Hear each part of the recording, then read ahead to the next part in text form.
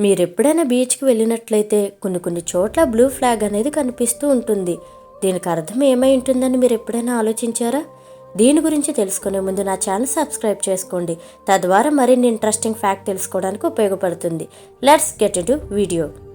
బీచ్లో నీటి నాణ్యత, పర్యావరణ విధానాలు, భద్రతలో మంచి ప్రమాణాలు పాటిస్తేనే బ్లూ ఫ్లాగ్ గుర్తింపు వస్తుంది.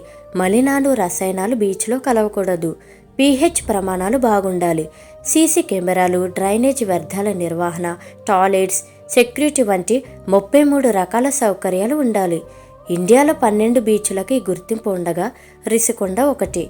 డెన్మార్క్లోని the foundation for environmental education అనే సంస్థ ఈ ట్యాగ్ను ఇస్తుంది. ఈ బ్లూ ఫ్లాగ్ ద్వారా ఏమైనా ఉపయోగం ఉందా అంటే ఉంటుంది. తీర ప్రాంత జలాల్లో మెరుగైన అభివృద్ధి తీసుకురావడమే ఈ బ్లూ ఫ్లాగ్ లక్ష్యం.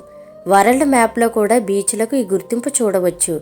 ఈ గుర్తింపున్న బీచ్లను సందర్శించడానికి విదేశీయులు ఎక్కువ ఆసక్తి చూపిస్తారు. ఈ ఫ్లాగ్ ఉంటే శుభ్రత, భద్రత పరంగా ఇబ్బంది ఉండదని వాళ్ళు భావిస్తారు.